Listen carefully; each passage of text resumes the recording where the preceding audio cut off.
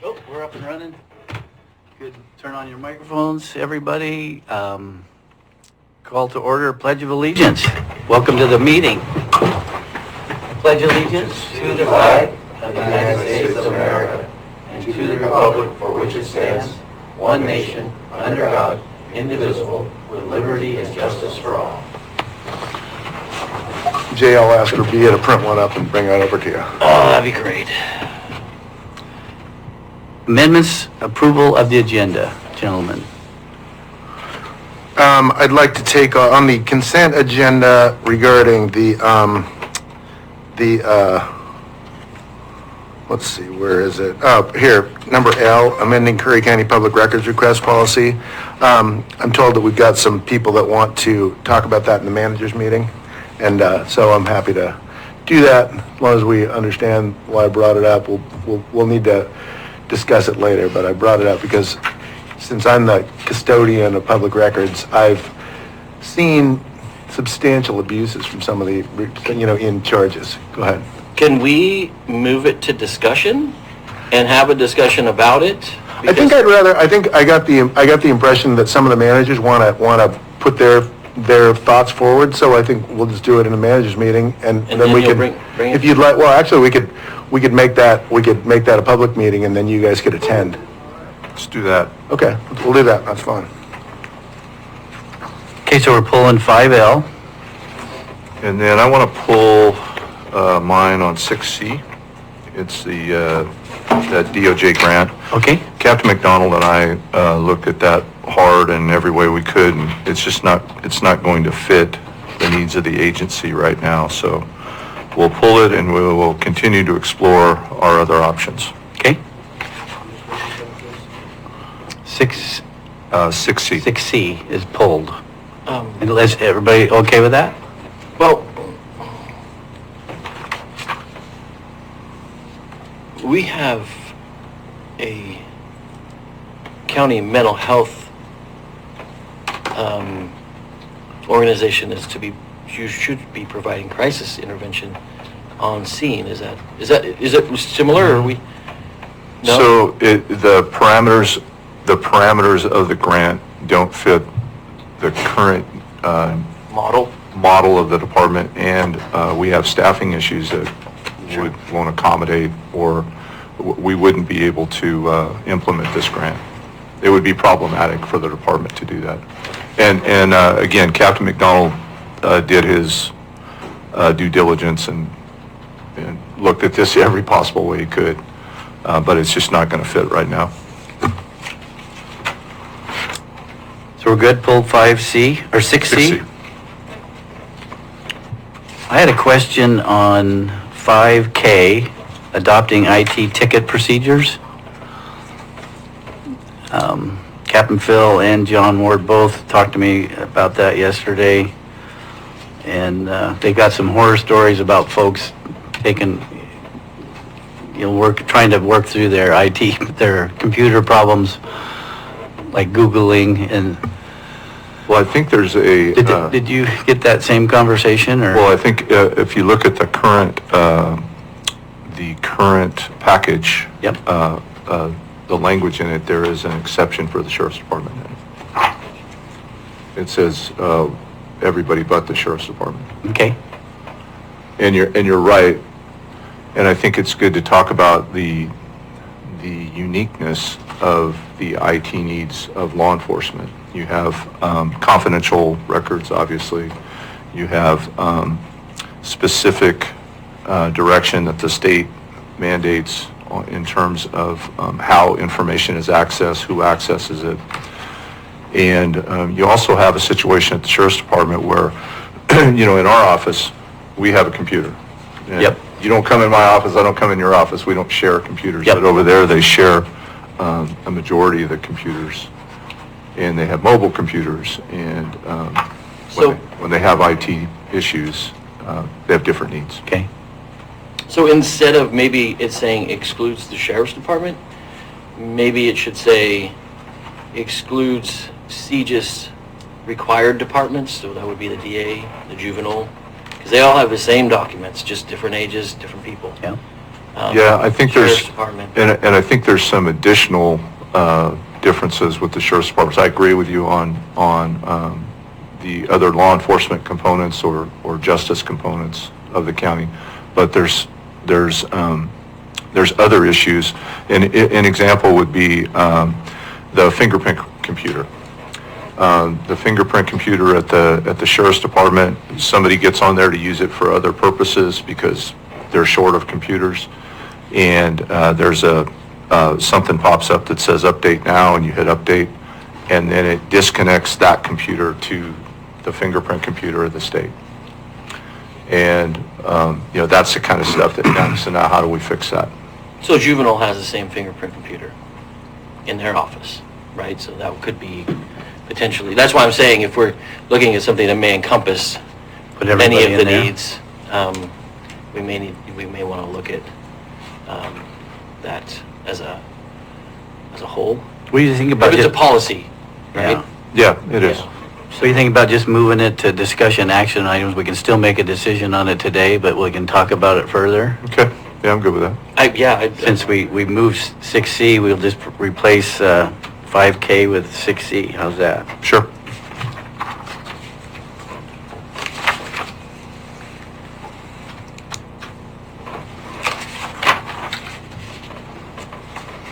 Any others?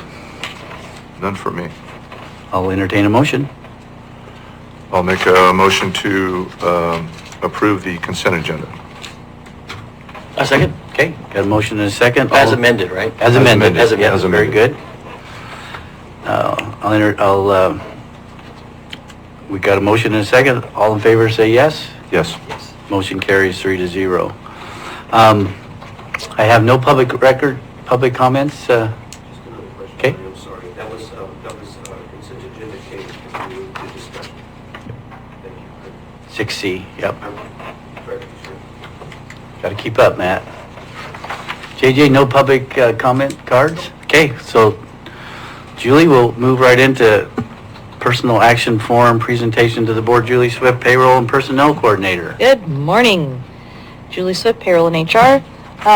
Just to clarify your last motion, it should have been a motion to approve the agenda as amendment. And I think Commissioner Alcorn said approving the consent agenda. So I think it was just approval of the amended agenda overall. Okay, JJ, can, Approve the agenda as amended. okay. Okay. And I then we'll, think the motion was to approve the Yeah, consent it was. agenda. and- That was okay. my intent. Thank you, Julie. Just to clarify, it's nice and warm here now, by the way. So in your packet, you have some personal action forms from the Sheriff's Office. There are 4 hire orders, 2 corrections deputies and 2 communications deputies, which are your dispatch. One of which is a rehire, Crystal Bolduc. She came back to us. She left briefly, and we were very happy to have her come back. So that's what you have. 2 corrections, they are Brandon Merrill and Joshua Powell. And your communications are Brihat Talbot and Crystal Bolduc. That's it. thank you, Julie. So Any questions presented. for Julie on that? Hearing none, yep. Ma'am, you're up next. Consideration of sea otter reintroduction, U.S. Fish and Wildlife Service 2022 feasibility assessment conclusions and next steps. Michelle.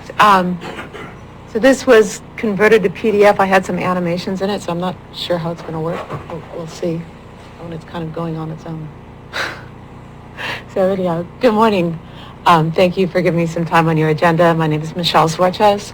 I'm the field supervisor for the U.S. Fish and Wildlife Services Oregon Coast Field Office. I spoke with you all about a year and a half ago now, I think, when I was letting you know that we were in the process of developing a feasibility assessment to look at the possibility of sea otter reintroduction. Curry County is the site of the past reintroduction that took place in the 1970s and has some of the best habitat in the state, so I think it's important to keep you abreast of what's going on in terms of discussions about sea otter reintroduction. So what I'm going to do today is just go through some of the primary conclusions of our study very quickly for you and talk about the next steps and timeline. That's what everyone's always most interested in, and then you can ask any questions. I'll do my best. Okay. Let's see. Now I have to figure out how this works. seeing anything. Eric, can you help us out a little bit on Yeah, sorry. moving these forward? Oh, okay, next slide, please. So, actually, I think that jumped, but we'll just dive in here. So, there we go. So, we first received direction to develop this feasibility assessment as part of the Appropriations Act of 2021 from Congress, and we were to report back within a year. We did that. It took an inexplicably long time to approve it and release it to the public, but it did come out in July of 2022, and hopefully you received notice of that. You should also have the executive summary, I believe, in your packets there for you. And as a reminder, there's also an independent feasibility study that was done by a nonprofit organization called the Alaka Alliance, and they look specifically at Oregon. But our charge was to look at the entire Pacific coast of the United States for reintroduction. Next slide, please. So the approach that we used was the International Union for the Conservation of Nature's guidelines for assessing conservation reintroductions. And the criteria that they lay out for whether you should consider reintroduction is, first of all, to ask, is there going to be a net conservation benefit to the species and to the ecosystem resulting from the reintroduction? And then secondly, to assess whether it's a viable option by doing a paired assessment of feasibility and risk, looking at it from a biological, socioeconomic, and legal standpoint. Next slide, please. This just shows where we are in the process of considering reintroduction. Up above that red hashed line, we've assessed the conservation situation and determined why reintroduction might be considered. We've set goals and objectives for reintroduction, and we've done the paired feasibility and risk assessment, at least taken an initial pass at that. That's where we remain because we determined that there's more information needed to complete that process. And what I want to stress is that there's not yet been any decision to translocate. There is no proposal to translocate or reintroduce sea otters at this time. Next slide, please.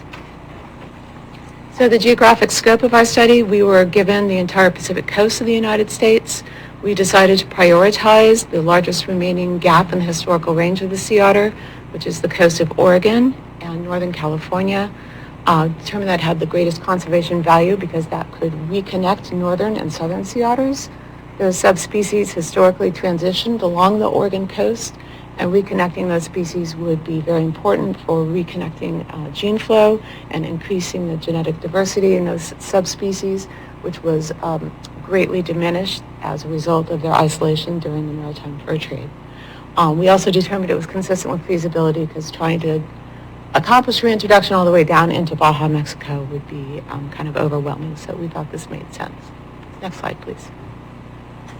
The goals and objectives of a reintroduction at the species level would be, as I mentioned, to reestablish that genetic connection between northern and southern sea otters, and particularly to improve the status of the southern sea otter, which is listed under the Endangered Species Act as threatened, and that would help with range expansion for that species, as well as establishing additional populations for redundancy and prevent the vulnerability that that subspecies currently experiences as a single population on the Central California coast. In terms of ecosystem function as a keystone predator, this is particularly why the Appropriations Act directed us to look at feasibility of reintroduction, is to restore the ecological function of the nearshore marine ecosystem. Sea otters, through their predation on urchins and other herbivores in particular, help to maintain kelp beds and seagrass beds, which in turn leads to enhanced biodiversity.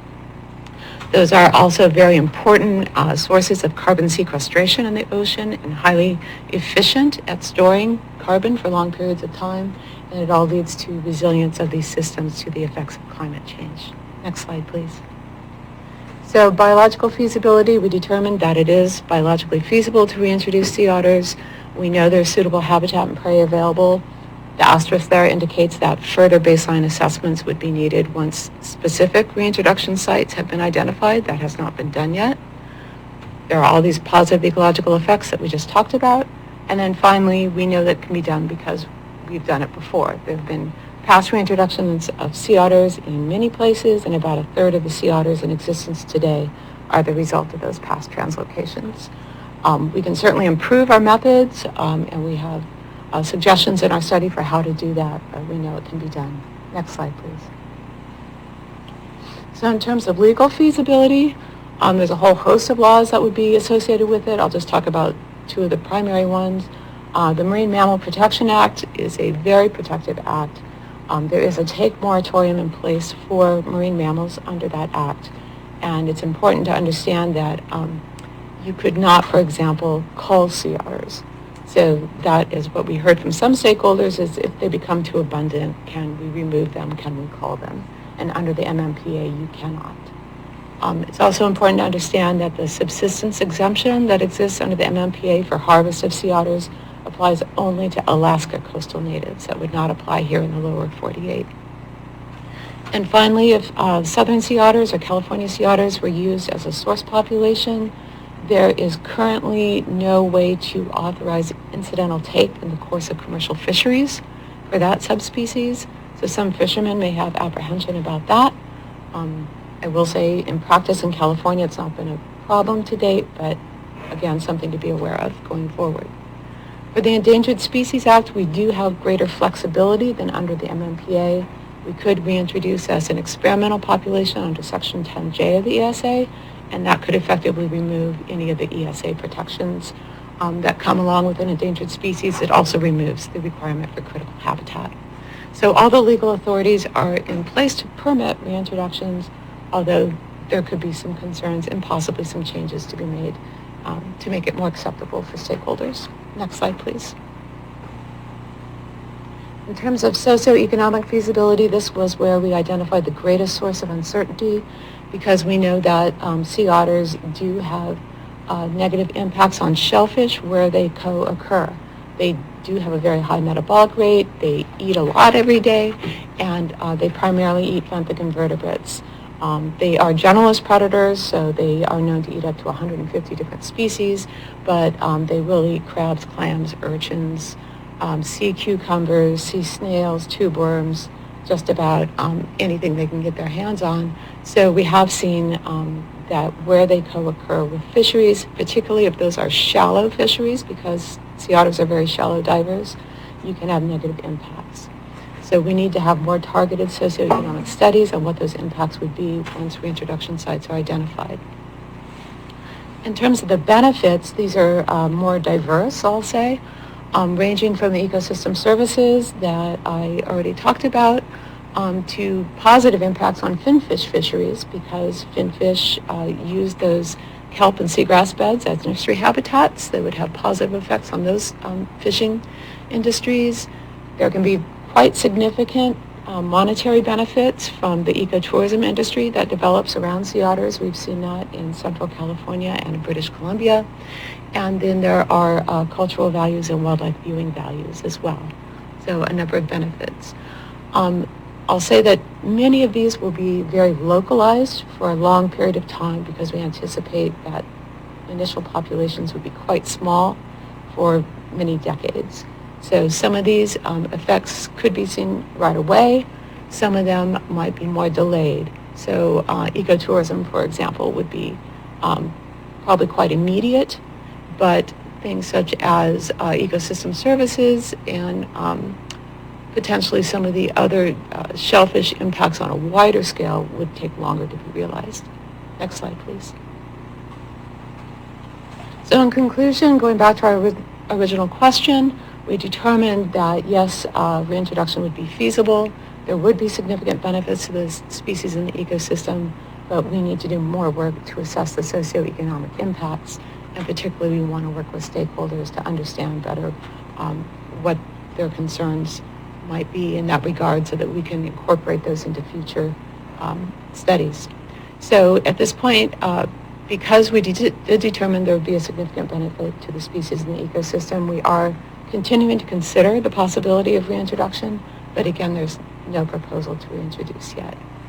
And our estimated cost range from $26 to $43 million over 13 years to accomplish reintroduction. Next slide, please.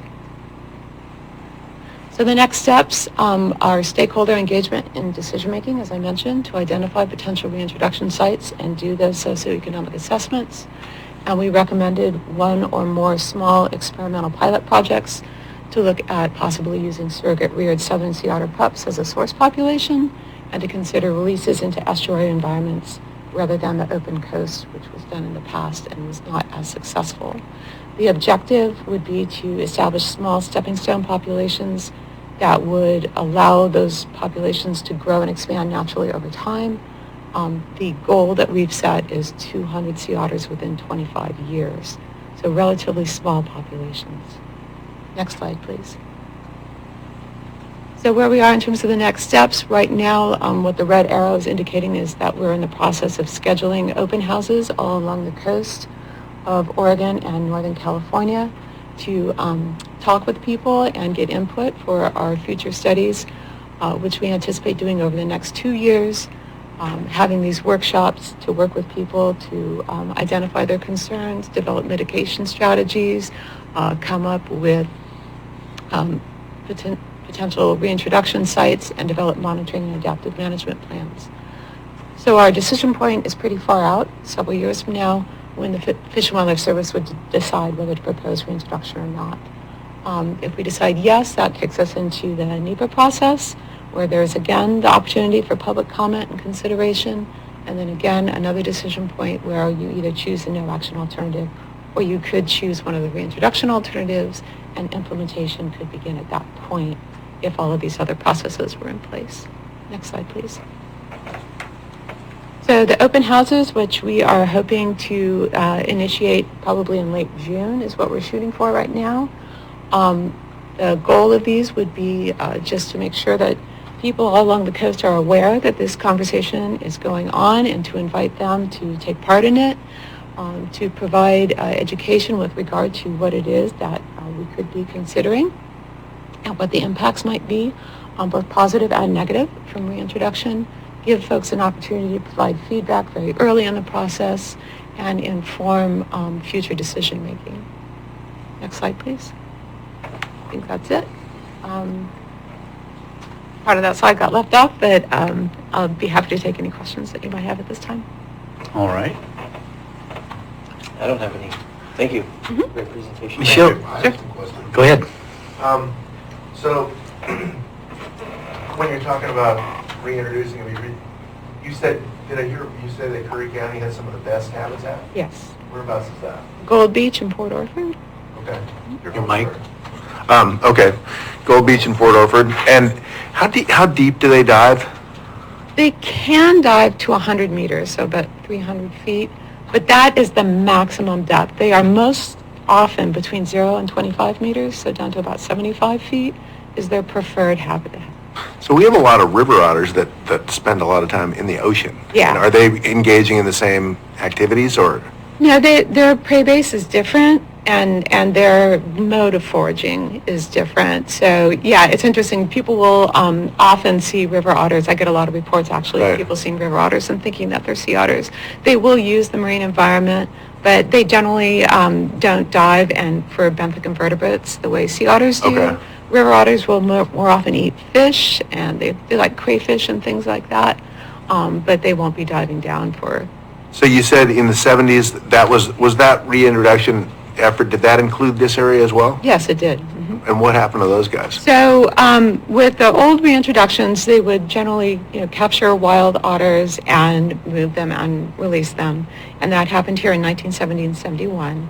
They released, I think it was a total of 93 otters over that period of time. Those past reintroductions, what the general pattern is that about 90% of those animals usually leave right away because they try to go back home. They head back where they came from? Yeah. So the vast majority of them leave. You got up here to about, I think the maximum was about 23 otters at one point in time. They hung on for about 10 years. They even produced pups over that period of time, but then they eventually petered out. There was some subsequent modeling that was done on the number of sea otters that were reintroduced here, and it showed that with that low number of otters, you had about a 34% chance of extinction, and that appears to be what happened. Some people think that, so they weren't tagged, but the otters that were observed were heading north, so they think they were trying to head back to Alaska, where they were taken from.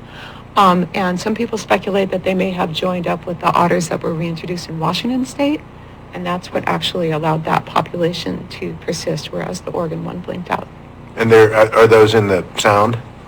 No, they're actually off the outer coast of, Oh, okay, of okay, Washington. interesting. All Yeah, right. yeah. Okay, one other, sorry, I have all these You're questions fine. about others, but, so when we're talking about a reintroduction in this area, we also have competing interests from various parties wanting, how would this introduction impact like wave energy and offshore wind? We don't think it would impact, but this is definitely one of the reasons we want to talk about it. We don't think it would because sea otters are such shallow divers. They're usually very near to shore. They're rarely more than 3 kilometers offshore. Okay. And like the wind energy project is so far offshore. Okay. The only place it would kind of interact is where that infrastructure is coming onto shore. Okay, and right now, you got populations in around Monterey. Are there any in Northern California? No. Just. There are none north of Half Moon Bay, so they don't Okay. even occur in the San Francisco Bay. Oh, okay, all right, okay. All right, sorry, I would love That's okay. otters. Okay, thanks. Brad? No. Oh, so I had a question. So if we've seen otters down at Harris Beach. So that's a river otter? Should be, Okay. yeah. Occasionally, we do get a sea otter. It's usually a dispersing male that will come down from Washington. We get a couple sightings or strandings a year. Okay. But the vast majority of sightings that I've heard from people on the Oregon coast turn out to be river otters that are just on the shore. Because the sea otter is quite a bit bigger? Sea otter's quite a bit bigger. Their hind limbs are flippers. So if you see them like out on land, they're kind of ungainly. Okay. Whereas river otters are quite nimble and, have 4 paws and they can just Okay. run around. And the other thing to look for is that sea otters generally float on their back and river otters will swim face down. Okay. So who are you getting pushback from on any of this right now? There's concerns from shellfish fishermen, Okay. Particularly people who spend a lot of time or have spent some time up in Southeast Alaska, which is like sea otter heaven, and there are tens of thousands of sea otters up there. And I think, people are afraid that that's what's going to happen on the Oregon coast.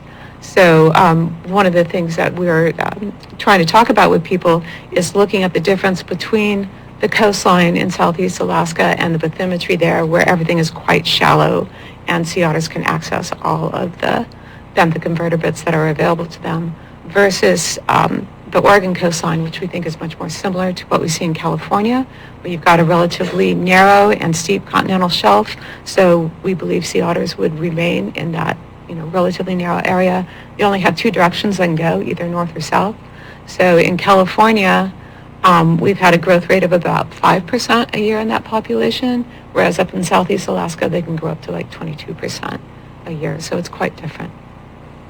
So when I think about sea otters and urchins and stuff, because I know we got to have a ecological balance or whatever. Mm-hmm. 'Cause- so urchins eat a lot of kelp, right? Yep, That's urchins what they eat kelp. feed on. We need kelp.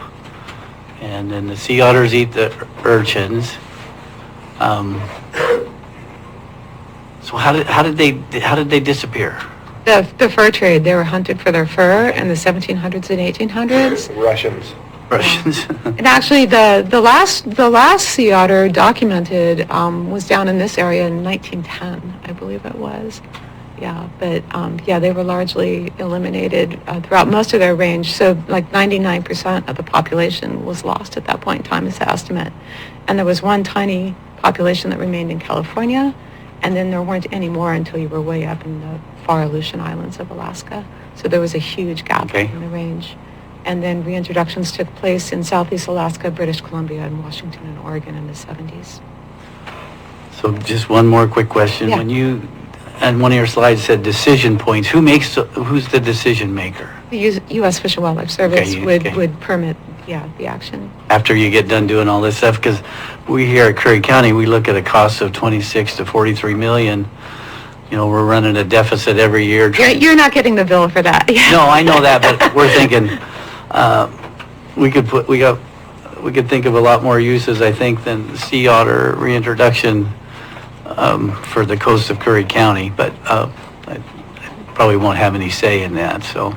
So, I'd say, one thing to think about there is weighing, ecosystem health if sea otters, because, what we really saw is that for a long time, sea stars were helping to keep the urchins in check. And then once we had sea star wasting disease come through, you no longer had the sea stars, you didn't have the sea otters, that's when they really exploded.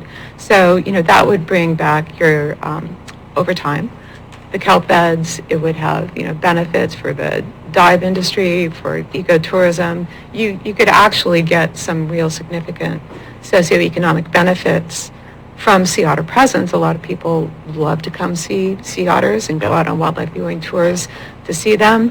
But what we need to do is have conversations with the fishery folks to make sure that, wherever we target for potential reintroduction, we're also minimizing any potential impacts to that fishery. So we're looking for that sweet spot where we could potentially maximize the success of a reintroduction, but minimize any impacts on fisheries. Okay.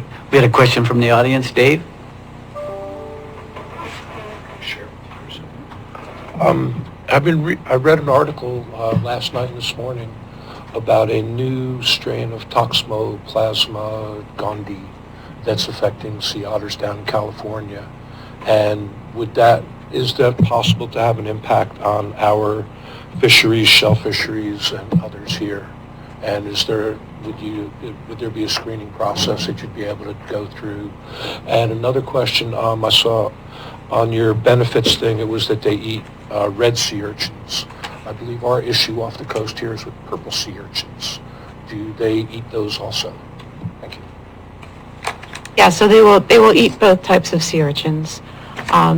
I will say that red sea urchins are the preferred prey because they're larger and because sea otters are smart and they'll go for the best meal they can get. But they will eat both of them.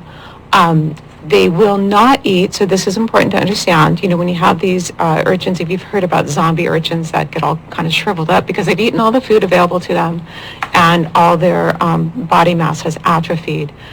Sea otters will avoid those, so they will not eat those urchins, but they will eat the urchins around the edges of remaining kelp beds and allow those kelp beds to grow and expand again. So we've seen, in fact, if you look in the feasibility study, there's some really striking photographs from where sea otters have recolonized areas in British Columbia before and after, just 1 year apart.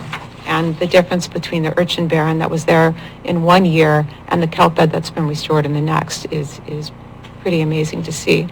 And then the question about Toxoplasma gondii, which is a parasite that is transmitted in cat feces, actually, and affects sea otters. There is, just in the last week or so, there was a new, more lethal strain of it that was found in California. So that is a concern, and that's actually one of the reasons why we've been wanting to establish a new population of southern sea otters, is because if something like that hits that one population, and there's no additional populations unaffected by it, it could wipe them out.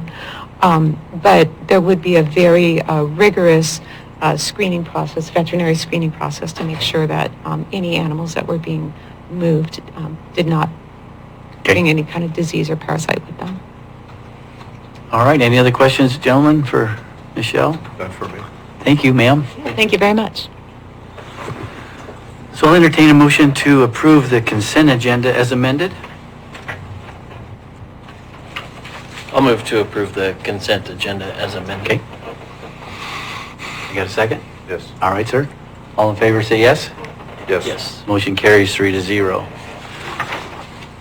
The 10 o'clock, we're not at the 10 o'clock hour yet, so let's talk about Budget Committee member, Ted? Regarding the Budget Committee member, I've got input from some commissioners that they'd like to push this out to the next meeting, maybe next week, if we, because I don't believe we have.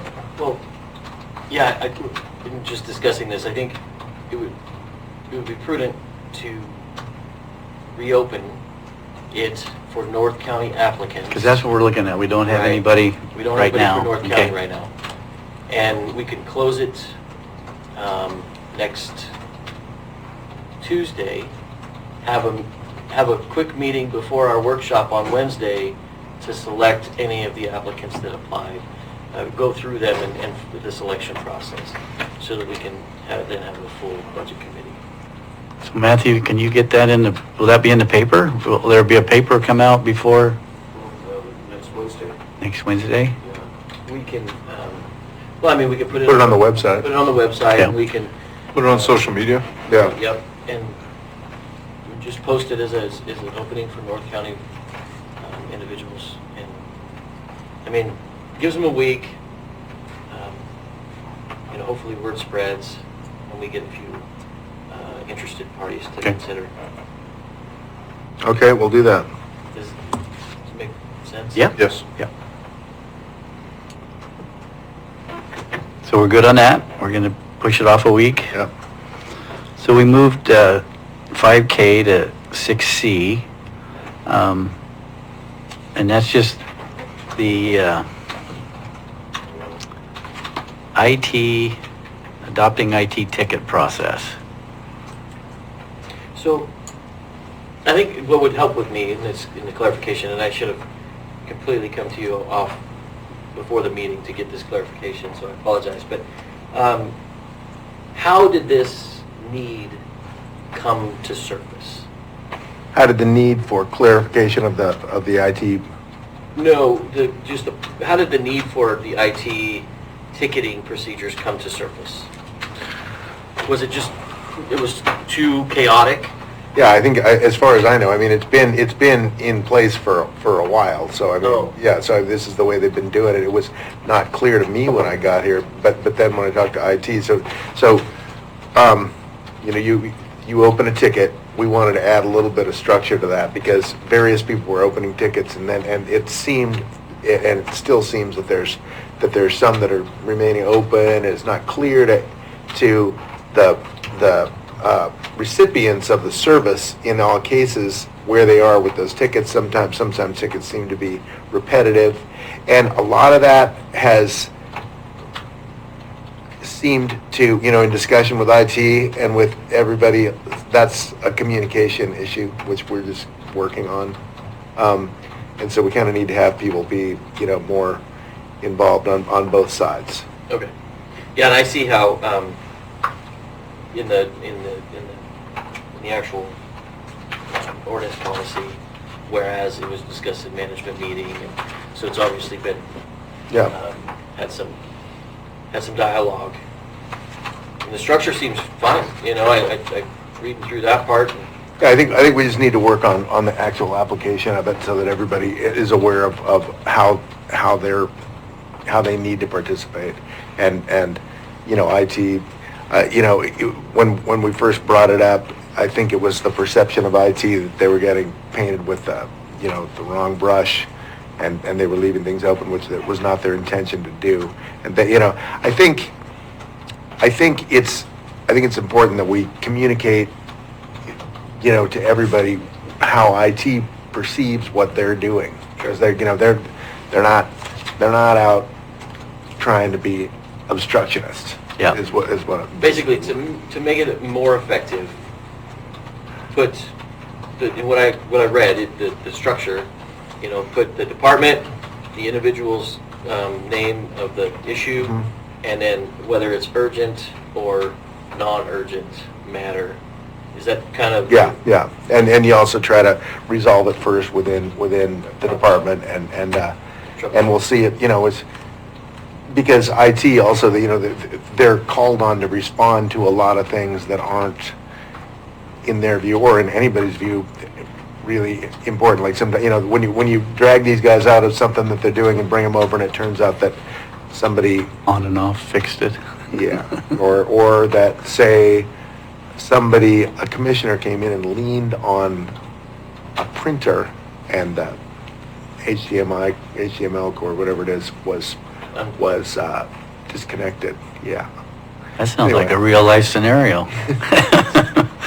And but that one we resolved because my son showed up. Okay.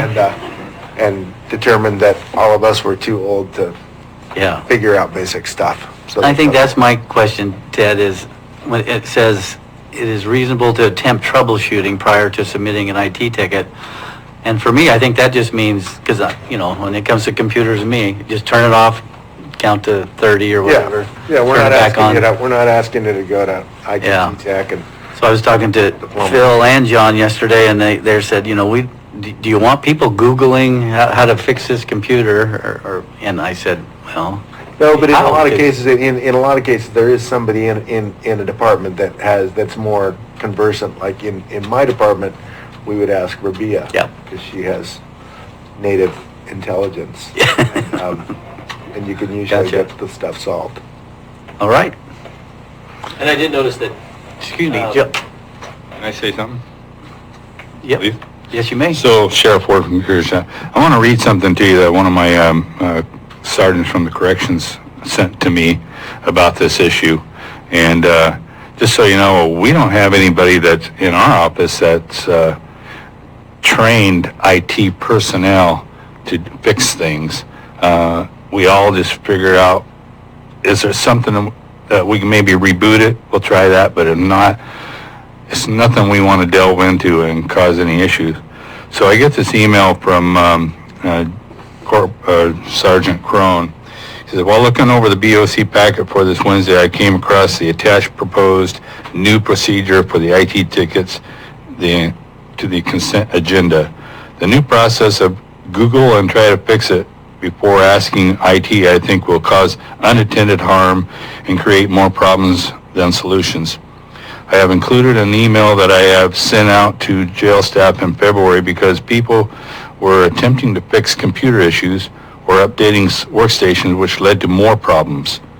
I wanted to bring it to your attention because our network is very fragile, enough as we saw this last month, and letting everyone Google fix their problems would probably just make it worse. So, and I agree with that. I don't have the IT technology for that. We're out there investigating bad guys and bringing people to jail, and we have to have IT services at all times when something goes down, because we have to have access to our data, be able to book people in on, everything's computer generated these days. So, and anytime a patrol deputy calls in and says, hey, can I get some information on this plate, blah, blah, blah. Well, that all adds up that, it's all internet related, computer related. And if we can't access that right away, instead of trying to figure out Google fix it and break something, and then it just extends the period of time that we're down. So I don't agree with that, to tell you the truth. I think that we have to have access at all times to IT. Fast access is what I'm saying, instead of us trying to figure out what's wrong with the problem. I think they're exempted. I think you're exempt, and it does say reasonable attempt at troubleshooting. It doesn't say go get crazy and Google anything. So the last line of the order says, the attached IT ticket procedure is adopted and shall be observed by all county departments except the Curry County Sheriff's Department or Curry County Sheriff's Office. And I really think that, it's not like I'm making this stuff up. Okay, this was brought to our attention when I first got here because of the incredible amount of expense going toward IT and the confusion relating about how those services were being delivered. So the reality is that yeah, we do need to take steps, and every company does run into this sort of thing, and there's a middle ground somewhere. I think I know of one company that they want their IT costs go up so much, and what they did was this isn't one company, this is a multinational company, but the way they did it was they just outsourced their computer support to India, okay, completely.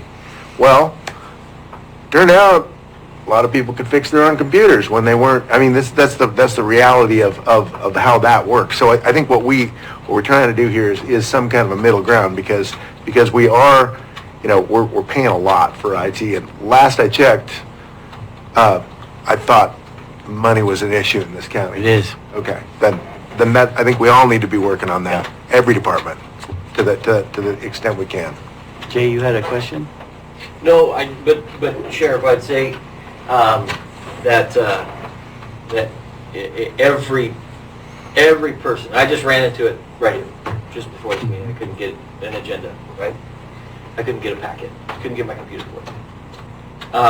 But I think every person does do, or should be doing, some level of troubleshooting, whether it is starting your computer over, reopening, closing a program, reopening a program, things of that nature, instead of, you know, and I would assume that almost every single one of your deputies do that when something mishaps on the road. They probably go through a system of, okay, it's not opening, I'm going to shut it down, I'm going to reopen it, I'm going to, right? Yeah, we all do that, but when you got issues, like major issues, like when the generator doesn't start up and the servers go down. That's not an IT ticket. Well, they still have to, IT has to come in and figure out how to reboot the system or fix the servers, because that is an IT issue.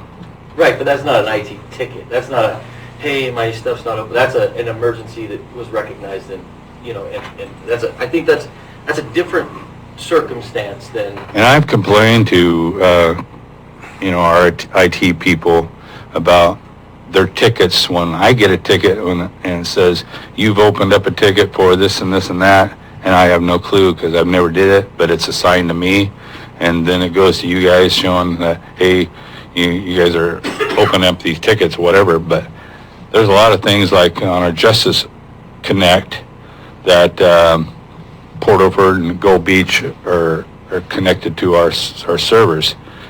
And if they can't get on it, then they open up a ticket in my name, and I have no knowledge about it. So I complained about, can you at least do a generic IT ticket for that department instead of just me? And I can't get them to change it. Because, if I'm going to have my name on something, I want to know about it. I think that's just because people, since you are the ticket master, people want to give you a ticket and be justified in that. And I can see, as your liaison commissioner, I understand that. So, but I promise I will quit putting your name on my IT tickets from here on out. I think that's an issue that we'll just keep working on, or you made us aware of that, so we'll trying to get that. If it's, I'm responsible for whatever, but at least let me know that I got a ticket open on my name instead of saying there is, and we'll look at it, and then you guys get copies of that and say. I think there's a lot of stuff that you find that you're being named responsible for that you're not. So we should working on all those things. And there was a great email this morning earlier before this meeting that internet speeds have gone up, according to Dan Springer and Charter, which has been an ongoing thing for over 6 months when we signed up to upgrade that, and so that's good news. So speeds are good. Are we good here with, entertain a motion to approve the adopting IT ticket procedures? Yeah, I think the initial discussion was, if it's for the sheriff and we're talking about public safety, should it also apply to juvenile, and should it also apply to the DA? Or should the sheriff just be exempt? Are we good at adding those? I don't know if it's necessarily needed to add those. That's the Okay. discussion. Ted, what do you think? I haven't been specifically informed of either of those, but I'm not against, we can always add it later if we want, if it turns out to be an issue. I mean, I think one of the things that may be a difference is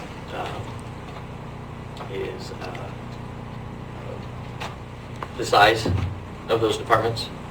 They're much smaller, so they probably have the ability to navigate that a little bit smoother. The need for emergent is probably a little less. The reality is there's not much more frustrating than IT when it's not working, right? I encounter that in my business. I encounter that, here. When it's not working properly, it's frustrating for anybody and everybody. Yep. When it prohibits you from getting your job done. It's just, and I don't, like I said, I don't know if they need to be added or not. It just seemed like the same rationale applied. The same reasons applied, but it may not be as necessary, so. Can we get a motion to adopt this and then check into DA and juvenile services? To see if, Or we can adopt it, and then if the DA's office or juvenile runs into an issue, they can let us know and we can bring it back to the Okay, table yeah. and modify it. yep, That's what I'd recommend. okay. Sounds good to me. I'll entertain that motion then. So I'll make a motion to adopt it as it is. Okay, got a motion? A second. Got a motion and a second. All in favor, say yes. Yes. Motion carries 3-0. All right, next up on the agenda is 6A, runway rehabilitation project. Ryan Cooley, Airport Director, Border Coast Regional Airport Authority. Patty Staley's here, and Dan Bratton from Cal Lifelight. I think we have a presentation. Do you have something on that's going to show up? Yeah, a PowerPoint slide. Okay. Yeah, yeah. So welcome, Ryan, Patty, Dan, and Commissioners, Chairman Herzog, thank you so much for having us up here to talk to you today about a very big infrastructure project going on at the Del Norte County Regional Airport, part of the Border Coast Regional Airport Authority, in which Curry County is a voting member on the board as your community airport. While we wait for the PowerPoint to come up here, just want to share a little bit about myself. I've spent the majority of my working career in and on airports, working for commercial aviation as well as city governments, ensuring Part 139 FAA standards for airports, and in rural airports to be specific. And one of the interesting parts of my career is the fact that most rural communities who have a small community airport don't realize. just a second, Ryan. Sent it to Matt. Okay. Matt, if you're watching, not that Matt. Matt is in economic development. You have an email I can send to you? We have it on in our packet. Okay. So, good to see you. Did you get your computer running? Mm-hmm. Can we send this to Eric? He's forwarding it to him right now. He's Okay, emailing all right. it. One of the things we need to get fixed in this room, Is, get everything in sync and working together. Agreed. we've been out of sync. For a while. We're going to fix that, though. And I think at one time the commissioners must have been really thin because you can't pass behind. They were all- If I can give the board just a little information, there's what's going on today is a job fair at the Gold Beach High School. Okay. You guys can break away sometime during the lunchtime or whatever and come down and see what's going on. There's local businesses from all over the area in there with displaying gear and equipment and job information. Okay. So it's a good thing to do, and that's where I'm headed back to. All right, bud. So I just emailed it to him, so he should be pulling it up here shortly Okay. for me to present off of. We might want to take a quick break now. Okay, yeah, let's do it. Minutes. Sure. Let's do 10 minutes, and that way it'll be, Everybody teed up. it'll take care of JJ's. 10 minutes? 10 minutes, so 10:05, meet back here. Okay, welcome back. We're, had a little break, and we're going to discuss right now we're going to open up the public hearing, landowner petition for annexation of a single parcel of land into a special district, Ted Fitzgerald County Council.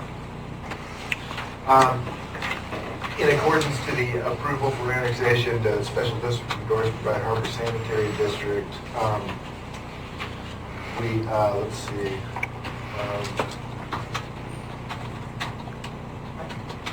Mike? Oh, I'm sorry. We're opening up that public hearing for purpose of annexation of property into the Harbor Sanitary District. It's in the information regarding that is in the packet. And it is now open. That's it. Okay, so the Harrises are here, and they have some questions, Ted. Can they come up and, because we always open these public hearings and let people speak to them? Sure, if you got questions. Come on up. Yes, sir. Yeah, just your name and address and... I'm Ray Harris, 97950 Toner Lane, Brookings. It's in Harbor. And we want to be annexed to the Harbor Sanitary District so that we can get onto sewer. Because as Cousin Eddie said in Christmas Vacation, the crapper is full. Okay. So they're kind of wondering, Ted, about a timeline. I'm not exactly sure, but I know that the time is running. I'll find that out and let you know. But as far as we can, this is just a formality to conform with Harbor Sanitary has already made the recommendation. So Right. we're just proceeding. We're dotting the i's and crossing the t's for that. Okay. I'll find out what the timeline is, and I think whatever we can do to help you, because I read the details. I'm with you. Good, thank you so much. Is the state involved too, or is it? I don't believe so. It's we have to act. We have to. The commission has to acknowledge this. And this is just the public hearing process. It doesn't sound like there are a lot of people that are against you being able to connect to Harbor Sanitary. I think all the public interest will be served by that. So as quickly as possible. Thank you, sir. Thanks. Thank you, folks.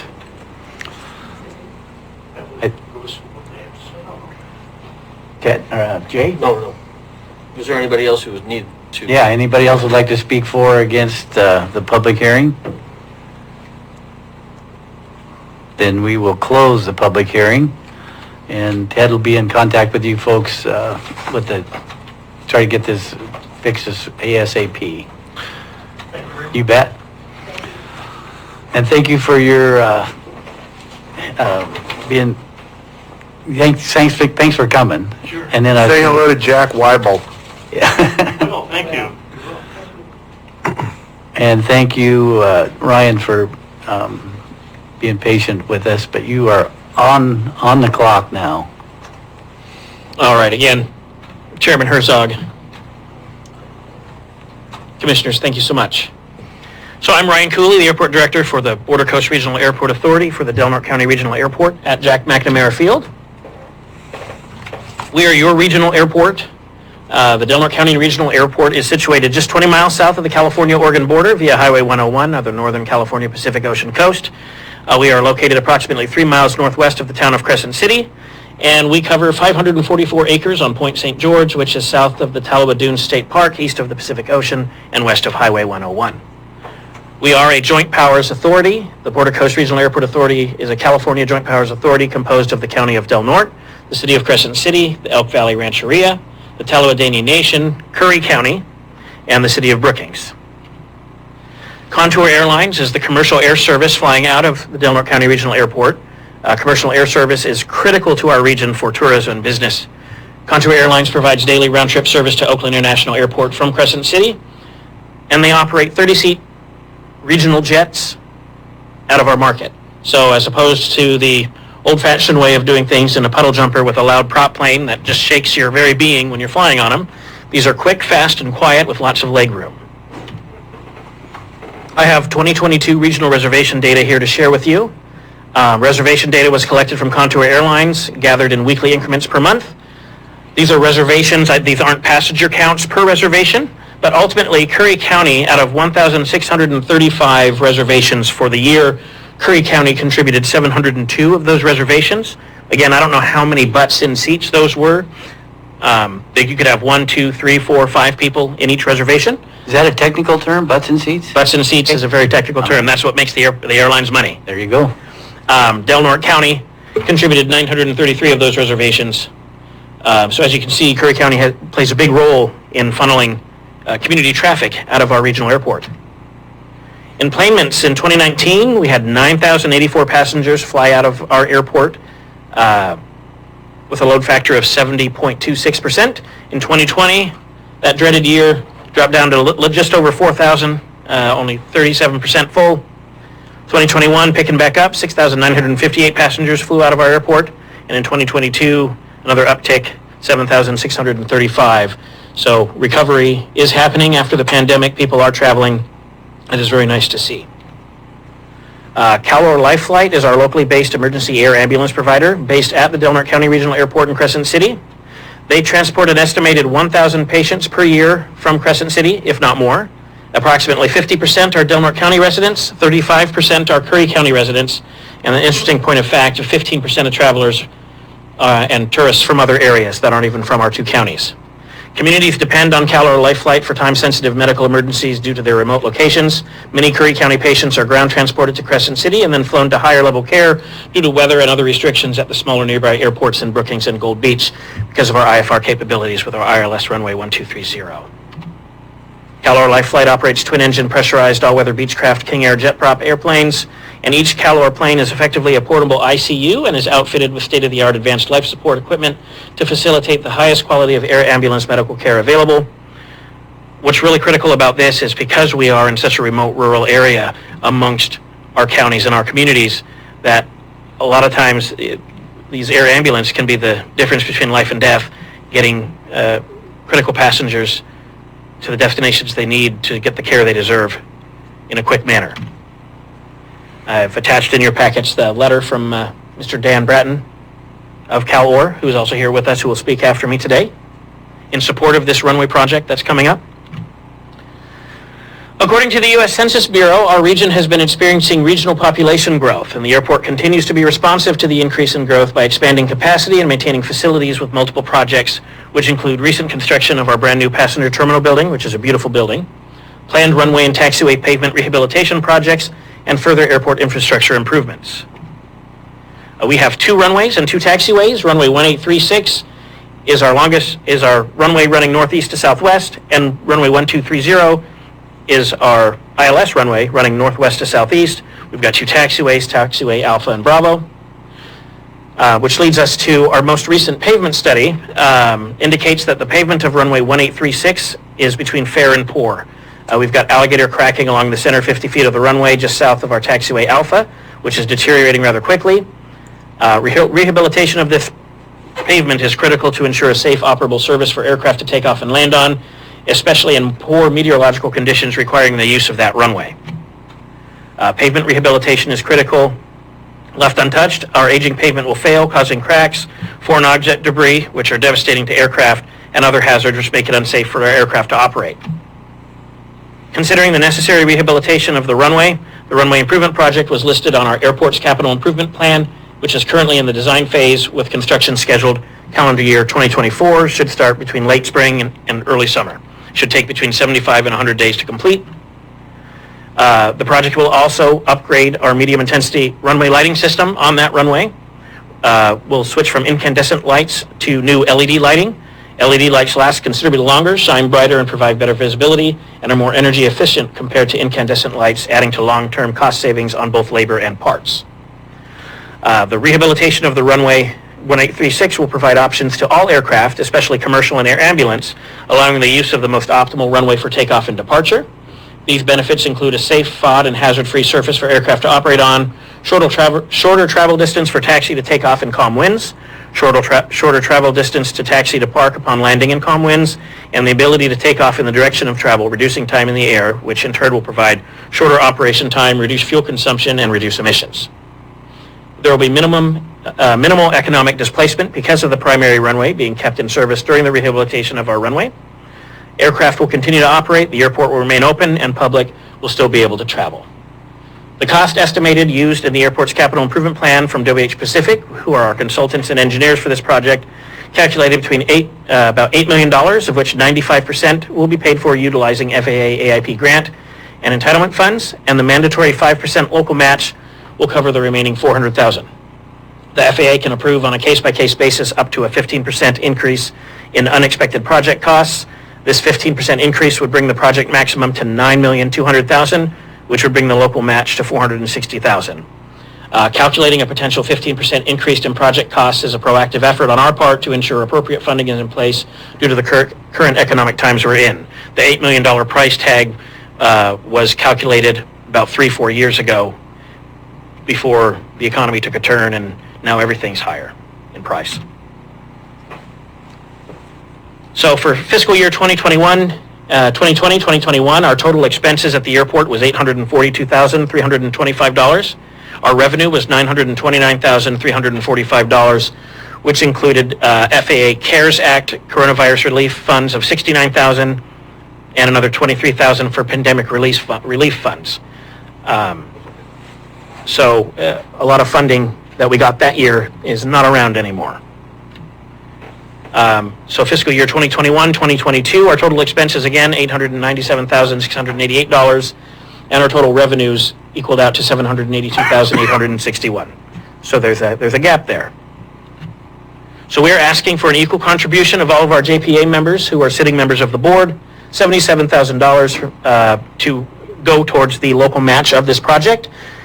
We are asking every member of the JPA and the leaders of the communities that are involved in the JPA for this airport to view this project no different than you would your roads, your bridges, your railways, your highways, because it's a vital piece of critical infrastructure to get in and out of our remote area. Curry County, again, 702 reservations out of 1,600 reservations for last year. A large chunk of your community members do utilize the airport. So we are a huge asset to your communities within your county. Your contribution towards this vital and critical piece of community infrastructure and investment in economic development will help ensure that the rehabilitation of this runway will be completed. As a wise airport director once said, we are all in this together as a community comprised of cities, counties, states, and sovereign nations. And when communities build airports, airports build communities, and Jack McNamara Field is your community's airport. I want to thank you for allowing me to come and speak to you today. I'm sure you have plenty of questions, which I'm more than happy to answer. And with that, my presentation is done. And so any questions that you may have, feel free to ask myself or Patty, and then I'll hand it over to Mr. Dan Bratton. What is incorporated into this rehabilitation? Obviously, is not just resurfacing the runway. So it's a mill and overlay. Are you familiar with that? Yeah. So it's a mill and overlay of the pavement of runway 1836 and the removal and installation of new medium intensity runway lighting systems. Okay, because you had mentioned that the improvements will allow shorter access to the runways. I was wondering if you were moving some taxiways in as well. No, so basically, with having two runways available, if the winds favor 1836 and 1836 is usable because it's free of FOD, cracks, FAA doesn't shut it down, for safety reasons, which we're not on the verge of yet, then it just allows for shorter taxi time for like Contour, for example, to take off, or for Cal Or. That's in the case of it being shut down and having to go to 1230, right?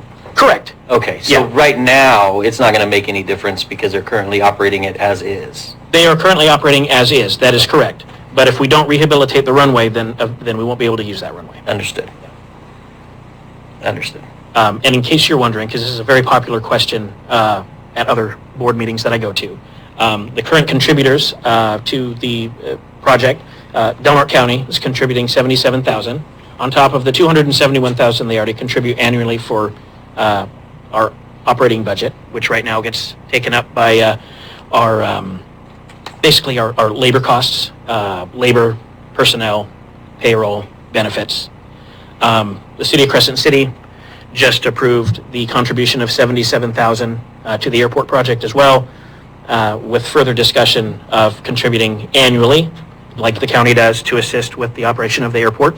The presentation was already made to the City of Brookings. They're going to present it at their budget committee meeting, I guess, end of this month, beginning of next month, and then make a vote on whether funding is approved in that budget. Elk Valley Rancheria is just waiting to see what the other entities do, but they have given us their support. They're just waiting to see what other entities do so they can finalize what number they're going to give. And Mr. Tim Hoon with the Tallowa Indian Nation is still working on how they're best able to contribute as well. Their fiscal year is their budget cycle is calendar year, whereas most of us are fiscal years. So they're a little bit different on a different timeline than us. But so far we have 2 JPA members with a potential third, almost half of the JPA members contributing already. So it's my hope that, as I said, if you view this as a piece of infrastructure like your roads, bridges, highways, that you take a good look at it because your communities need that runway working. And then in 2027, we'll be working on runway 1230, our ILS runway as well. That's in a few more years down the road. And this is set for 2024. Correct. Yep. Already in the final design phase, and then it'll go out to bid very beginning of 2024, and then we'll get the construction rolling and get the project done. I think another piece that is worthwhile is our climate is very friendly to asphalt pavement. So I'm sure this probably hasn't been done for 20 years-ish, which in climates that have very high drastic colds and heats, that pavement goes really quick. So, you know, the one thing that we can benefit from is that this will come around probably about every 20 years, not every 10, 5, or 7 in some of the more drastic climates. So Probably won't be sitting here then, will we? no, Probably not. hopefully not, John. But yeah, You just- might, youngster. I have a question. So when you started your presentation, you said that Crescent City Airport is our commuter airline. Does that, our commuter airport, does that include the entire county, our entire county? Or, how do you figure that? So Curry County as a whole, this whole county, is a sitting member on the governing body of the airport, Right. Representing their community.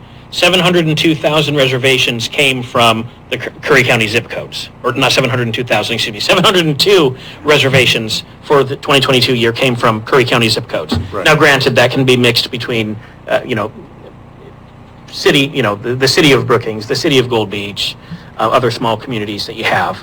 But yeah, the entire Curry County. Yeah, I was just trying to figure it out because obviously we have the largest percentage of the population is down there in the Brookings area, obviously served by that airport. But then when you get to Gold Beach, you're kind of equidistant between here and North Bend. You're getting in the Gold Beach would theoretically still be served by Crescent City, but if you're in Port Orford, not so much. So I don't know how you figure all that stuff out. Well, like one of them does North Bend go to Portland and we go to, Crescent City goes to Oakland. So is that right, Dan, or do you know? They go to San Francisco. Okay. Oh, they do, okay, so they both go south, so it would be if you're in Port Orford, you definitely probably want to go, it's an hour to North Bend, an hour and a half to Crescent City, so whether you want to go to San Francisco or Oakland. Yep, which is very, very close. One of the nice things about Crescent City is the free parking. You don't have to pay for parking when you go down when you fly out of Crescent City.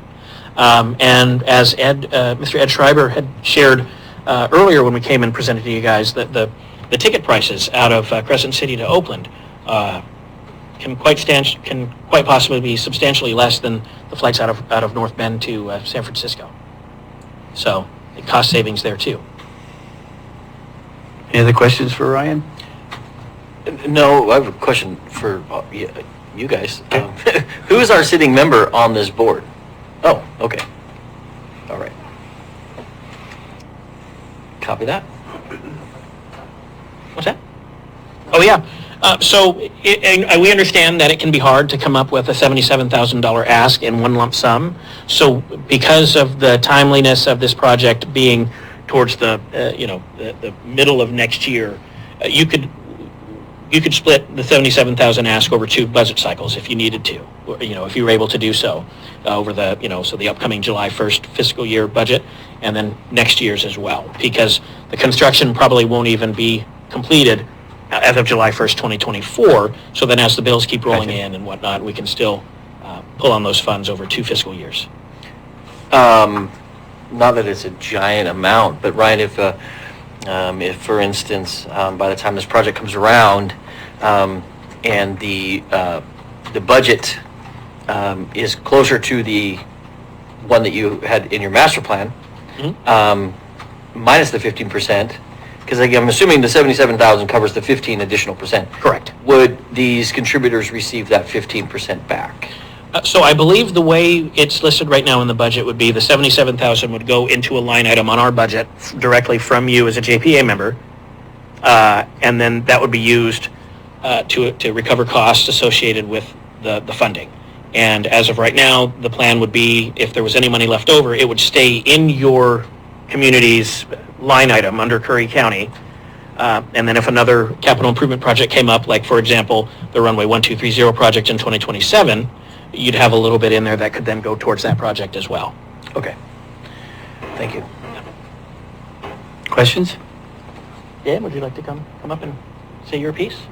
Dan's going to piggyback on this with a little more insight from the emergency ambulance piece. Okay. Speaking of the IT issues, I screwed up on my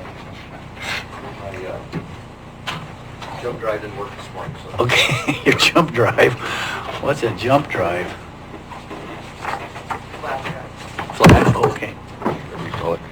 Well, thanks. I'm just here to basically kind of go over, I think, the importance of this runway, and I thought I might help to discuss some of the aviation piece of this. And what I put together here, if you, I thought I'd just go through kind of the three airports that we use. And just as a reminder, FedEx comes in every day into Crescent City, which serves Curry County. A company called Ameriflight comes in every day. They try to get to Brookings, but a lot of times they end up in Crescent City, and they bring in a lot of our UPS. So, and of course, we have Contour Airlines as well. The first airport on your sheet there is Gold Beach, and I just thought I'd highlight some of the key ingredients here. And so, obviously, from Air Ambulance perspective, we can fly patients out of Gold Beach that are coming out of Curry General. We, of course, want to. Gold Beach is a 3,200-foot runway. If you look at that little box in the far left bottom there, and it's 75 feet wide. The airport has approved weather. Approved weather is a big thing for us in the IFR world, and especially in the 135 world. We have to have approved National Weather Service weather to actually operate IFR out of these airports.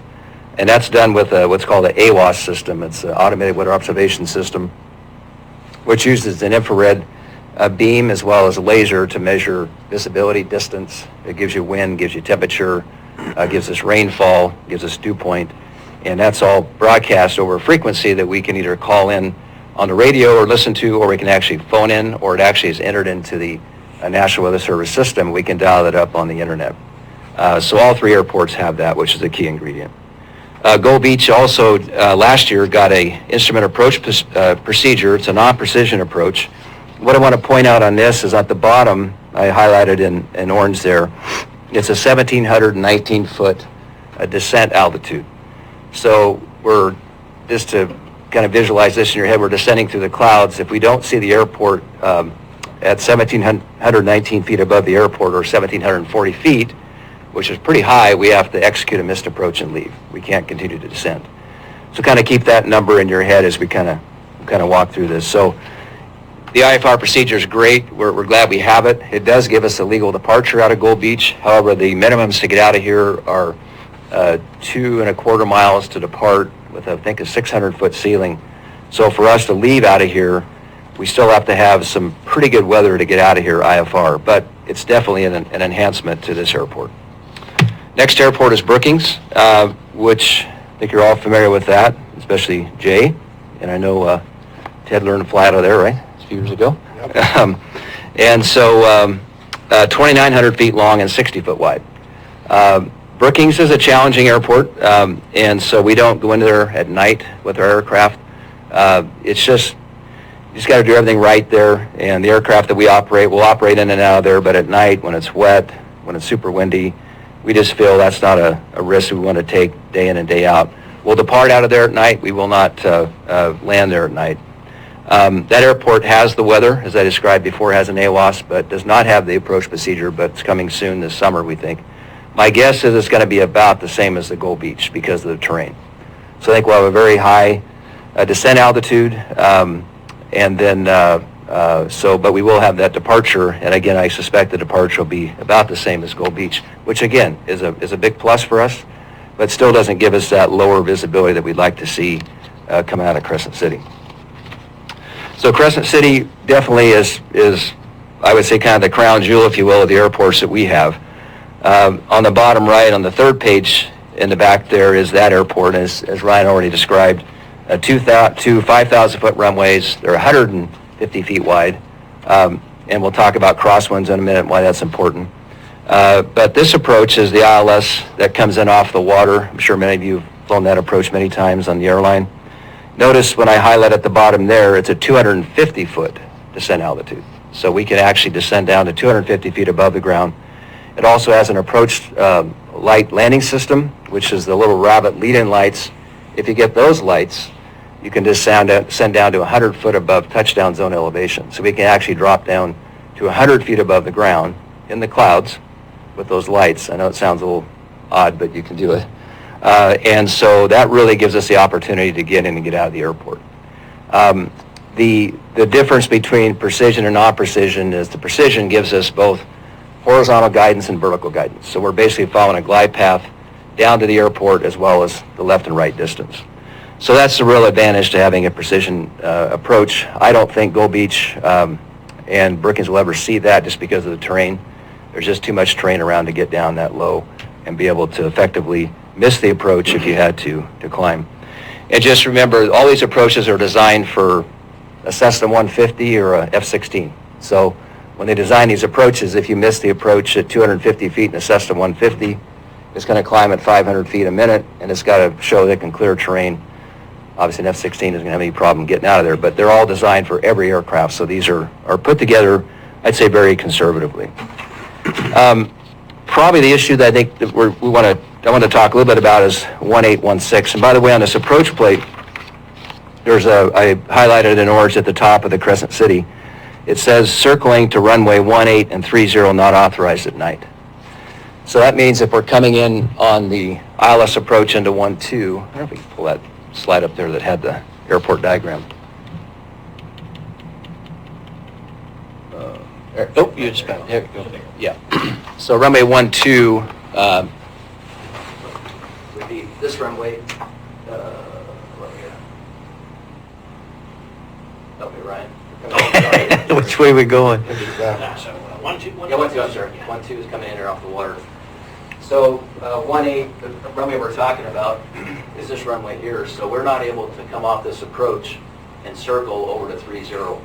We can only circle to here. So which is great, which is 36. And so if the winds are coming out of the northwest, which they will typically in the summertime, we want to circle to 36 to land because we have too much tailwind. We can only land with a 10-knot tailwind. A lot of times the winds will be 15, 20 knots coming out of the northwest. So that allows us to circle to that runway 36. At nighttime, without that runway, we wouldn't be able to get in. So that's a pretty important part of that runway. As Ted might recall, this airport, Crescent City, was designed as a crosswind training airport. And they purposely offset these runways to give military pilots training. They did a great job when they did that. And so, and I know you've been in and out a lot. I mean, you very rarely will you have wind down the runway. It's pretty uncommon to have that. And so it's designed to give that pilot a little challenge to do that. The way crosswind components are calculated is that an aircraft in its flight testing has to demonstrate the ability to keep the aircraft on the center line of the runway, and they call it via a 90-degree wind, and it's called the crosswind limitation. And so in our aircraft, it's 25 knots. So a test pilot, back when they designed this aircraft, was able to demonstrate up to 25 knots that we have enough control capability to keep the aircraft going down the runway. And how that would equate, say, to Crescent City, with a 40-knot headwind, or a 40-knot wind, which is very common in Crescent City, we could take up to about a 35-degree offset, which would calculate to about 25 knots off to the right, if it's coming from this direction. So by having those two runways and having the ability to select one or the other, usually we can keep that within around 20 degrees. And so But without that runway, there'd be days we couldn't land just because of the crosswind component. So that's how that works. And that chart, this last chart here is what we have in our aircraft that shows how that's calculated. I know that's a lot of information real quick here, but I'm just trying to give you a sense of this. And just as an example, a 172 would have like an 18 knot crosswind component, just they don't have enough control capability to do that. So basically, I think the important part of 3618 is it mitigates the crosswind components. Extremely important at night for us to be able to circle into 36. It provides that second runway as backup. Over the years, aircraft will land and gear up. We've had a problem with the runway. They maybe want to close the main runway, say 3012, for some work on the ILS. We can use runway 3618, so the airport still is available to be used. And I can just tell you saw pictures of the surface, but it really is in dire need of repair. So in short, that's some justification, I think, for that. I understand budgets are a big deal for all of us, but it's certainly something that needs to be done. So any questions that I can answer? Great presentation, Dan. Okay. Any questions?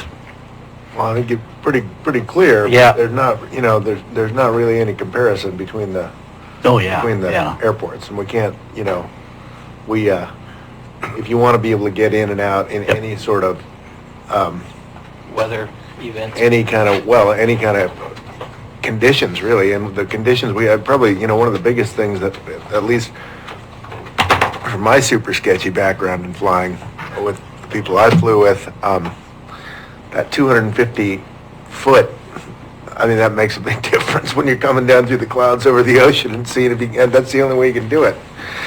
Some people who are completely fearless did that all the time, but boy, you don't want to.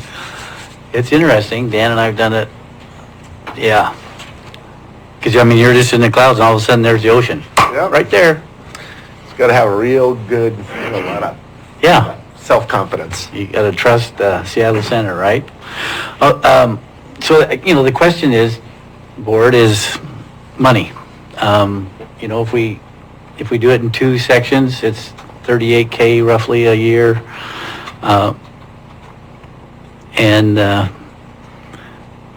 As Ryan said, it's if we look at it like a road issue, it's transportation. We are coming up, in the next month or two. Brad, do you know when our first budget committee meeting is? Well, we've still got to fill that position, so, we're... Next couple we're- weeks. We're a few weeks out, and so, when we talk about public safety, which is definitely a priority to all of us, I think it's important to include the medical component into that. When I say public safety, I'm not just talking about law enforcement, I'm talking about medical, I'm talking about fire. And what CalOR provides to our community is essential, for sure.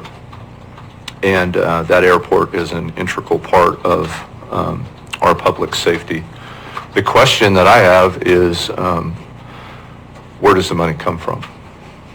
And I don't know that we have a thorough understanding of what our balances are, what our deficits are. Having been on the budget committee for 4 years, I do anticipate a deficit in the general fund this year, probably close to $2 million. So then the question would be, if we were to do $38,000 twice, where would that come from? And maybe the two of you might have an idea of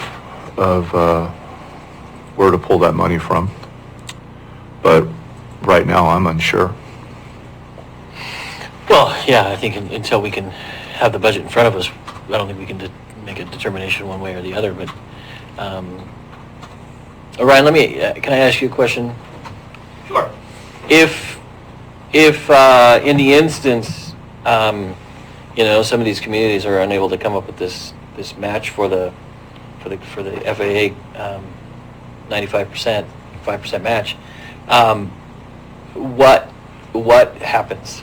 So the 5% match is required in order to get the project done. Right. So in a very worst-case scenario where we didn't have the 5% match, the project couldn't get completed. Yeah, Okay.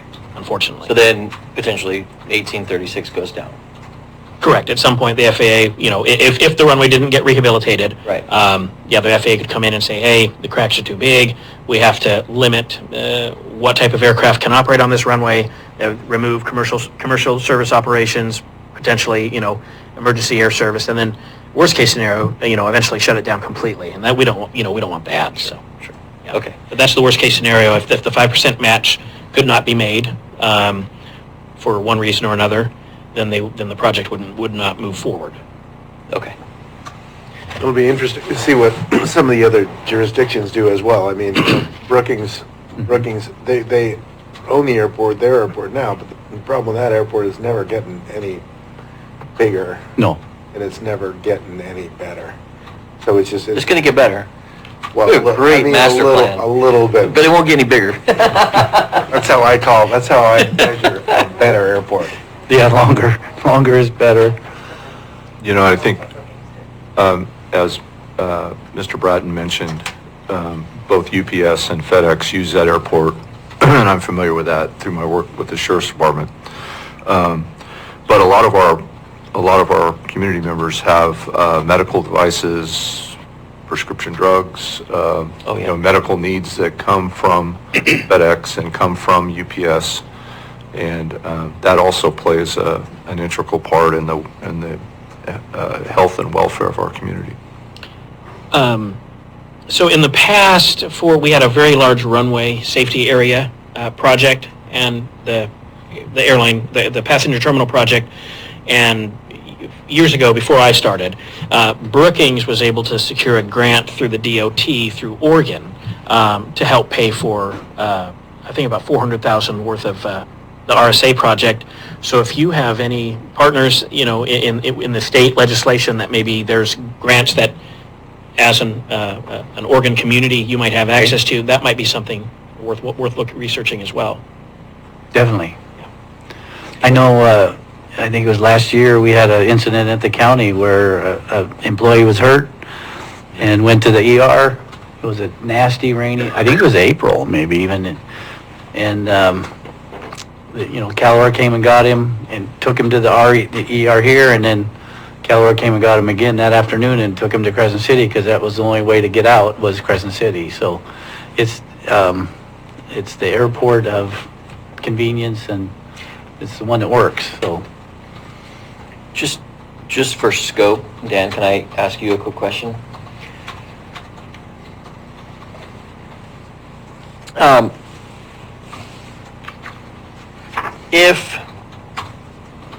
If Crescent City was unable, right, you would have to defer where? Probably Medford would be a place we'd go. Arcata maybe. Okay. And in those situations that you have to use Crescent City because it is the only available landing space, how often do you think that is a year? Just rough, just ballpark.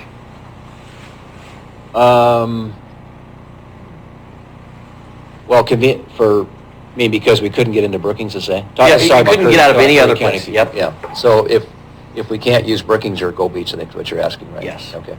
I'd say probably at least half, 60% of the time, we're going to go to Crescent City, something like that, of the requests that we get out of here. So, Okay. Yeah, so the fog season's coming up now, so it depends a lot. I mean, this last winter, this last few months has been, Right. been going to Crescent City a lot, because of the weather, but now we got fog, so the foggy season is one that will drive it. Once the fog clears off during the day, not so much, but those late, evening, early morning stuff is all going out of Crescent City. Sure. And, Ameriflight and FedEx usually come prior to noon. Yeah. And so they're there before it burns off. But I guess what I'm trying to do is provide some scope that says, if this wasn't a viable option, that we would have deferred medical, parcel transportation, almost 60% of the year, which doesn't, it doesn't add to our safety, right? So, Yeah, and to be clear, I mean, not that we couldn't use one of the other runways some of the time. Right. You know, so I don't want to mislead you that, you know, that runway closed, it'd be 60% of the time. But I would say, again, 50 to 60% of the time, we're going to use Crescent City for those requests, yeah. okay.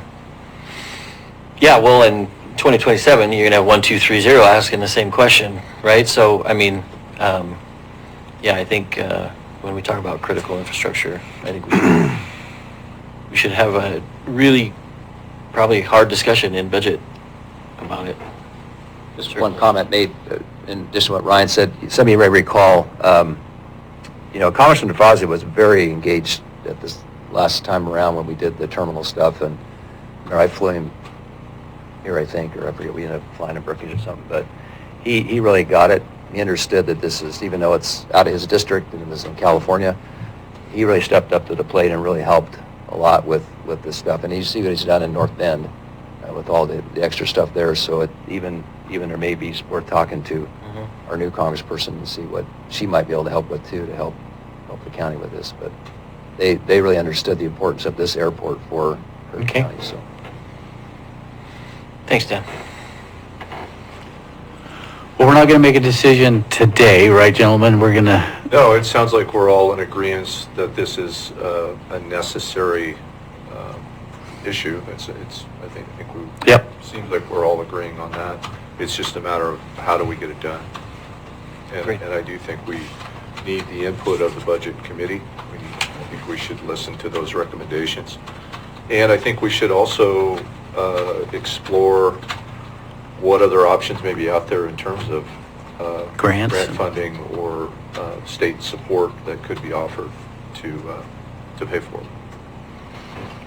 Yeah, I think we got to commit ourselves to getting a hold of, I can't think of the lady's name right now. It's Hoyle. Val Hoyle, yeah, lives in Springfield. She called all three of us, I think, when the highway went out, you know, north of here. Yeah, I spoke to her. Well, that was before Jay. So anyway, yeah, so she is, yeah, and just, so I think that's a good point, Dan. I appreciate that. We'll get a hold of her and. So John, since you're on the committee, would you Yep. mind exploring what those I will. might be and making those calls? Yep. And then when we get into budget, have that discussion, see what. I'll definitely reach out to her, you bet. And even David Brock and get Summer involved with maybe, our economic development, Summer Madison, those folks that know how to write grants and look for them, And I just wanted to say, if you needed me to come, because I attended their budget workshop in Brookings, if you'd Okay. like me to attend your budget committee meeting when this is presented, to give my piece again, I'd be more than happy to do so. Appreciate that, Ryan. We have all three of us, and then there will be three just community members, so, but I appreciate that offer, so. All right. Okay. Well, thank you. Thank you. Yeah, great presentation. Appreciate it. Thank you. Thanks for coming, Daniel. We'll see you tomorrow, Mr. Herzog. All right, see ya, 2:00.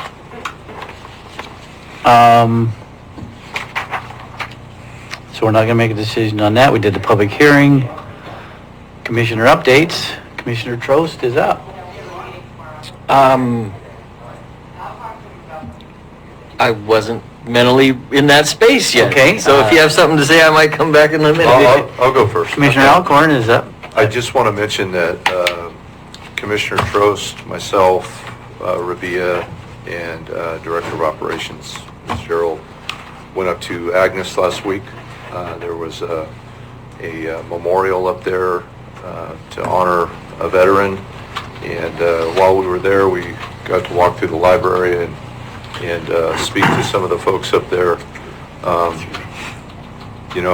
It's just such a beautiful place, and if you live here and you haven't gone up there in a while or haven't driven up there in a while, it's a worthwhile trip, and it's a good reminder of just the rugged beauty of the place we live here.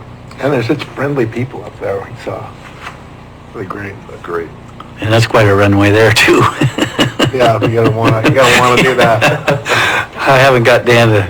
Bush planes only. So any more? No. Okay. That's all I have. Jay, did... Well, I'll just give... You don't have, I mean, there's no Yeah. written thing you have to have a comment. No, I know. I just, there's, I think about things that I haven't been able to communicate, during the past week. So I just want to give you an update on some of the things that we've been working on. We're still working on the rules of order, decorum. That should be, we should have that pretty well ready to go by the end of the month. I think we're planning on the 29th. I think that's a Wednesday. So we should have something to be able to present to you by that time. I think, one of the things I just want to acknowledge is, when we made a shift in kind of our operational org chart, right? That comes with a lot of questions, a lot of uncertainty. Change is difficult for many, embraced by some, right? And ultimately inevitable by all, right? Nobody can stop change. It's just difficult to absorb. And so, one of the things that I've seen just in the past, in terms of working with different organizations, when change happens, and it happens somewhat abruptly, right? There's a lot of questions, and I think that it's going to be vital for us to really communicate those questions, to Director of Operations. I've done a good deal of people coming to me with questions, concerns, and my first comments are, have you taken this to the Director of Operations? So that we don't have cross-communication, which essentially cross-communication can lead to cancer. Coordinating, I don't know how to say it, but, and so, I want to update, that I have received, a lot of dialogue from people, and I felt it was always important to redirect that dialogue, and then concerns can be addressed by the core, and so I just want to acknowledge that it doesn't come without some navigating, right? It just doesn't all fall into place, and so to remind people, please be patient with us as we navigate through this, and remind ourselves to that this is what will occur. So that was it. I like it, Jay. I could have used that this morning. That's point taken, that it is a change, and I'm old enough to remember the old song, "Change is gonna do you good." I don't know who sang it or who did it, but Ted probably remembers that song. I only remember change is gonna come. Change is gonna come. Change is gonna do you good. I can't remember who did it, but Matt. Yeah. Okay. Anyway, you're right, and yeah, that's a good. Before we, because people want our ear. If they want our ear, the response now is, have you taken it to the Director of Operations? So I appreciate that. It's a good reminder, and are we doing any executive session, Ted? We are not. I Okay. got the notice that It's on everything there, came but- back clear, so we're good.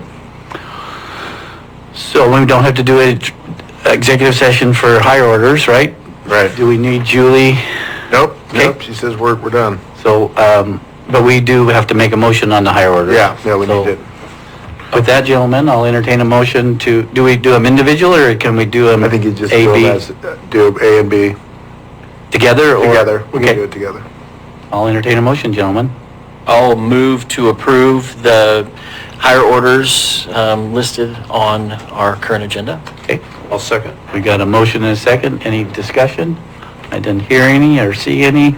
All in favor, say yes. Yes? Motion carries 3-0.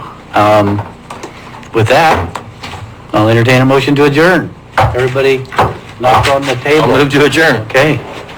Thank you, folks, for tuning in, and this meeting is over.